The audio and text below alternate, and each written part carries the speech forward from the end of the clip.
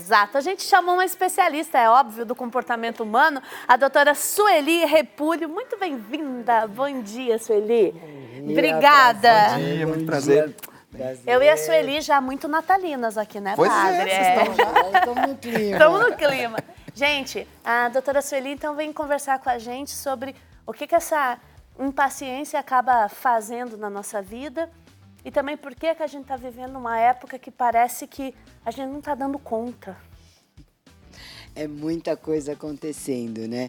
É que a origem da paciência é um pouquinho mais para trás, né? Ela está muito ligada à palavra respeito. Quando eu não tenho paciência, eu não respeito o tempo do outro, né? E aí, para a gente conviver em sociedade, em família, bem, a gente precisa respeitar o limite do outro. O seu tempo não é o meu tempo. O que é importante para você pode não ser para mim.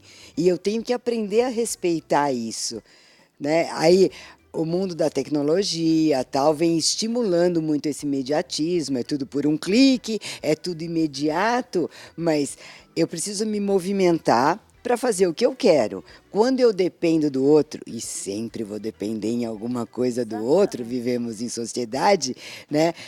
Eu preciso respeitar o limite do outro, né? Até porque eu acredito muito, as coisas acontecem na hora que elas têm que acontecer. Né? Não é a gente que determina, né? Aquela história, fura um pneu, você se atrasa. Você não sabe do que você está sendo protegido, vai saber se você não tivesse furado o pneu, você fosse na hora, se ia ter um acidente, se ia ter um assalto, o que ia acontecer. Se eu encontrar com alguém, acaba acontecendo alguma coisa. Exatamente. A gente não consegue compreender essas coisas, né? Eu sempre lembro disso, né? Você, em tudo, conseguir enxergar a mão de Deus. Sim. Agora, se você não tem paciência ou imediatamente começa a reclamar dessas situações todas, não entende que pode ser para frente um livramento. Mas o que eu quero perguntar para a senhora é um pouco baseado naquilo que a primeira participação da Maria do Socorro apresentou. Porque dá a impressão que é uma coisa simples. Não, a gente tem que ter paciência. Então, o depoimento dela dizia, então é só a gente agradecer a Deus todos os dias pelo dom da vida. É tão simples assim a gente conseguir ter paciência? Não é simples, né? Porque é um treinamento, como qualquer coisa. A paciência está dentro de uma das virtudes que a gente precisa ter em mente, que a gente precisa desenvolver, precisa fazer isso crescer. Então, essa ligação com o respeito. Se as pessoas não estão tendo paciência comigo, ou exigem de mim, ou eu dou uma ordem e ela não é cumprida, e aí eu perco a paciência, o quanto eu estou respeitando o outro e o quanto eu estou me respeitando. Né? Quando eu falo, se eu dou uma ordem gritando, sendo mal educada, né? Aquilo vai voltar para mim de alguma maneira. Né? Eu não vou reagir de uma maneira grosseira e vou receber flores. Tá? Então, tomar cuidado de como a gente age, como a gente coloca a paciência na nossa vida, ligado a respeito às pessoas, depois a respeito a esse tempo, por que as coisas acontecem num tempo ou não. Então, é determinar. Quando a gente pede, né, eu quero ser mais paciente, né? Deus não vai te dar um pacotinho de paciência, Ele vai te dar situações para você treinar a paciência. É para você aprender a ser paciente. Por que eu fui pedir isso, né? E a gente aprende treinando. Exato.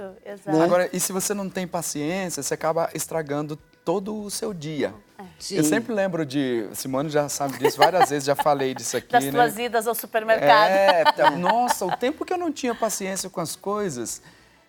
Eu vivi situações muito difíceis, porque eu queria resolver as coisas ali no imediatismo. Chegou até o ponto de... eu ia sempre lá numa loja de material de construção e quando as coisas não davam certo, eu queria fazer na marra dar certo.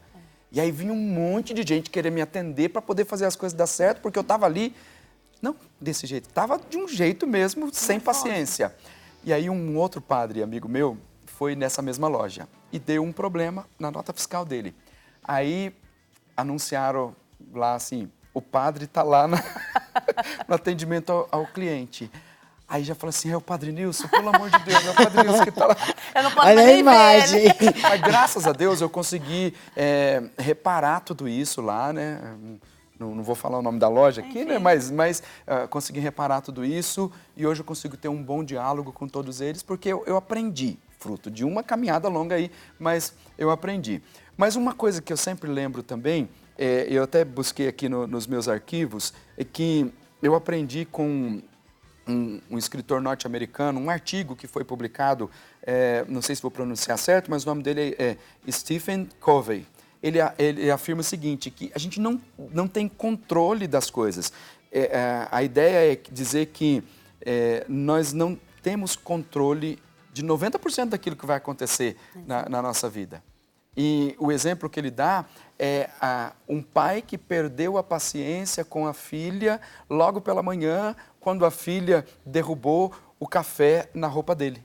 Então, ele perdeu a paciência e aquilo estragou a vida dele toda, porque brigou com a filha, aí depois brigou com a esposa, aí a esposa se atrasou para ir para o trabalho, ele teve que trocar de camisa, aí se atrasou, a filha perdeu a condução que levaria para a escola, ele teve que levar correndo no caminho, fez muita coisa ruim para poder chegar a tempo na escola e depois para assim, bom, se simplesmente eu tivesse tido um pouco de paciência com a minha filha na hora que ela derramou o café sobre a minha camisa, não teria acontecido nada disso. Só que às vezes é tarde para a gente pensar. Não, provavelmente a hora que caiu o café, se ele não verbalizou, ele pelo menos mentalizou. Hoje vai ser um dia daqueles. Exatamente. Criou essa realidade para a vida dele. E aí ele criou essa realidade, começam a acontecer as coisas para testá-lo, para irritar, né? Eu acho assim, Deus nos dá o poder de criar a própria vida. E criar a própria vida é mediante o nosso comportamento, né? Tudo que acontece é reação ao que a gente faz, ao que a gente pensa. Então, quando você segue por uma linha de pessimismo, de grosseria, de impaciência, tudo isso, é isso que vem vindo para você. Começa essa enxurrada, né? Eu falo, você acorda de manhã e bate o dedinho na quina da cama, né? Ai, hoje vai ser um dia daquele. Aí você estraga tudo, né?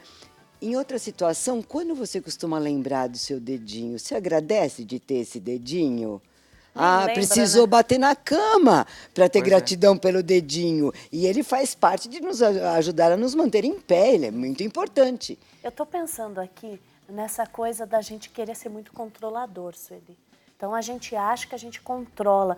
Talvez essa mentalidade que a gente tem algum controle faz com que a gente entre num modo automático de agir destrutivo, né? Descontrolado. Descontrolado, porque eu acho que eu controlo os resultados do meu trabalho, eu acho que eu controlo, às vezes, até a fé das pessoas, eu acho que eu tenho controle e, na verdade, começa com Deus nos dando um livre-arbítrio para a gente poder Exatamente. criar a vida, como você Sim. falou.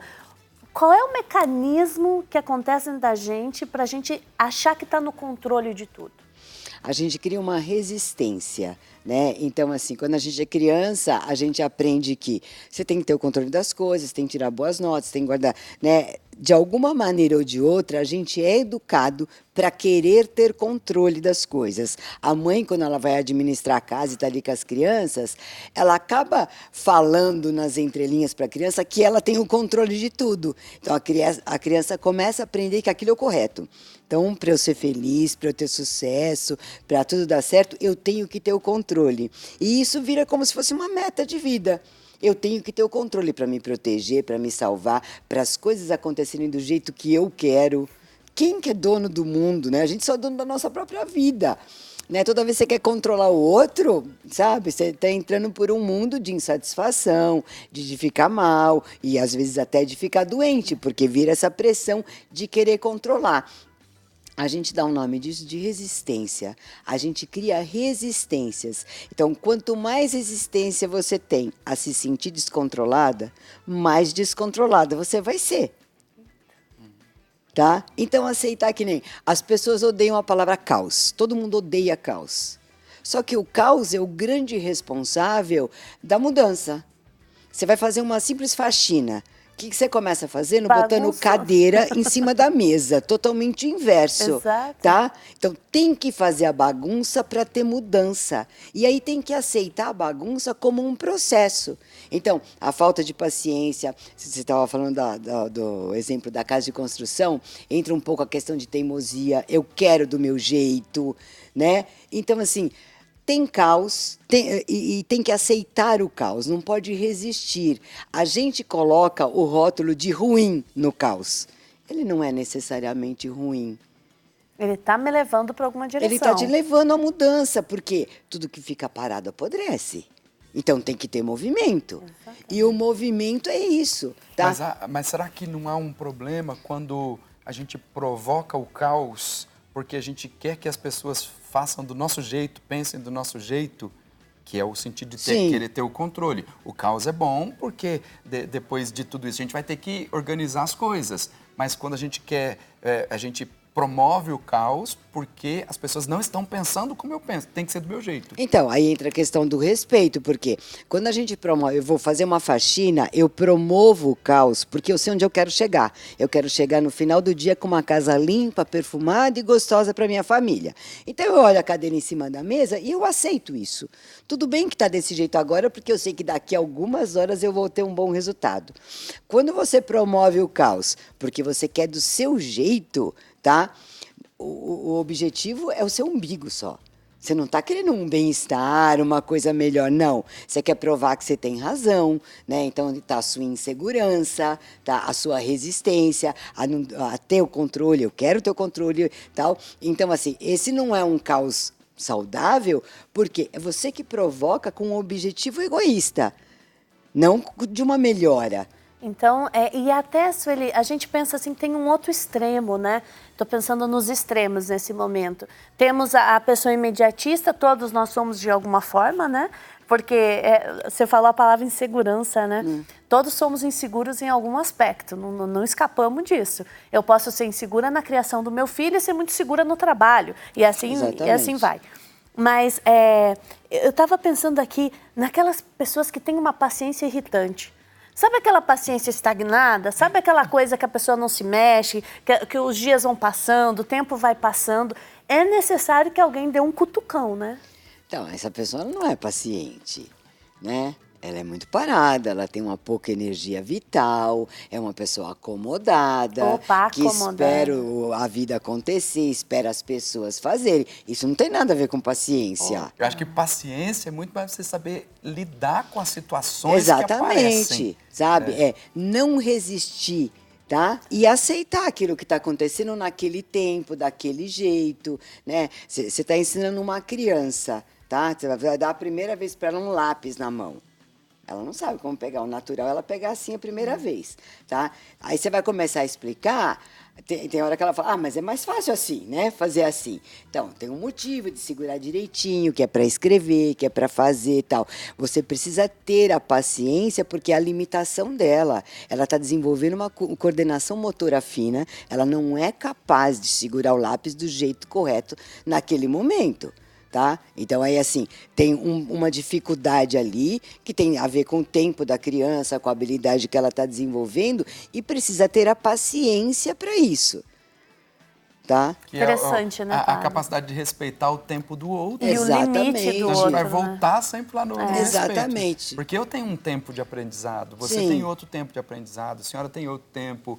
E, às vezes, a pessoa perde a paciência porque a pessoa não está aprendendo do jeito que ela gostaria de aprender, mas tem o tempo certo. Sim. Vai pouco a pouco. E aí, quando a gente olha para o imediatismo, né, ele está muito ligado ao ego. Eu quero no meu tempo. Tá? Eu sei do jeito que é certo, eu sei do jeito que eu quero impor, então eu quero a coisa imediata. Tá? Quem disse que o seu tempo é correto? Ele pode até ser para você. Mas não é para o outro. Mas não é para o outro. E como é que a gente ajuda, então, Sueli? Porque é natural nas nossas relações a gente encontrar cada pessoa com um comportamento, né? Sim. Como é que a gente pode ajudar sem impor? Então, quando a gente está falando do imediatismo, né, que a pessoa fica exigindo, cobrando, assim, a resposta é sempre ser honesta, né? Sabe? Você vai logo, faz isso, tal. Assim, então, eu não consigo fazer no seu tempo. Você me desculpa a minha insuficiência, eu vou fazer no meu tempo. Você vai deixar a pessoa sem graça, né? Porque você está falando, você não é capaz de fazer no tempo que ela quer, do jeito que ela quer, e ainda mais fazer um trabalho bem feito dessa maneira, tá? Então, assim, é ser muito honesta, né? É que as pessoas têm, mas eu vou falar que eu sou incapaz. sabe? Aí vira uma briguinha de ego, Exato. né? Mas tem que ser honesta. Olha, eu faço isso, eu levo um tempo, eu tenho o meu capricho, tudo isso, então eu preciso de mais tempo. Não vai sair com a qualidade desejada se eu me apressar e fizer de qualquer jeito. Acho tá? que o bom senso, né? Sim. Porque né? embora a pessoa possa dizer, ser honesta, olha, eu tenho um tempo, eu tenho o meu tempo para fazer isso, mas ela também tem que aprender a ser responsável e respeitar prazos. Sim. Porque se ela sabe que o tempo dela é diferente do outro, então ela tem que, não pode deixar para a Então, última hora também. Não, então, mas aí é a hora que ela se comprometeu. Opa. Né? Sabe? Você pode fazer isso para amanhã para mim? Aí eu vou, eu sou boazinha, posso? Tá? E eu tô com a minha agenda cheia. Não aí é chega hora. na última hora, não, aí eu tô sendo irresponsável. Exatamente. Tá? Então, assim, tem que tomar cuidado, porque definir exatamente o que é a falta de paciência, a falta de respeito, a teimosia, o imediatismo, né? As coisas ficam interligadas, elas têm as ligações, mas elas não são exatamente a mesma coisa, né? Então, quando uma pessoa está querendo ser imediatista e está te cobrando, você vai ser honesto. Quando você é imediatista, né, é falar, eu estou exigindo isso do outro, eu faria nesse tempo? Né? Eu estou cobrando isso, mas é assim, né? Por que se eu estou querendo com tanta pressa, por que eu não faço? Uma coerência. Tantas coisas na fala da Sueli, né, padre? A questão do respeito às limitações, e depois a gente vai tentar trabalhar um pouco melhor isso, diante das crises que a gente vê de ansiedade, das pessoas numa angústia, assim, preocupante, né? Para a gente ser capaz de tentar identificar, claro que não aqui, assim, mas num processo, né, quando essa falta de paciência se tornou uma patologia. Uma doença. É uma doença na vida da pessoa. Quais são os meios da gente identificar isso? Exatamente. E o que fazer? Existem alguns exercícios que a gente pode fazer para tentar ter paciência, né? Bom, a gente tem que dar uma pausa aqui no nosso tempo. A gente vai dar uma pausa, mas olha, não fiquem com vergonha. A gente também vai contar aqui para a Sueli, que é a nossa especialista, o que nos tira a nossa paciência. Normal, gente, a gente está num processo de amadurecimento. E você? O que você está passando? Se tem mais impaciência no casamento, no cuidado com o filho, no ambiente de trabalho, na convivência em sociedade, manda para a gente, participa, a gente já volta.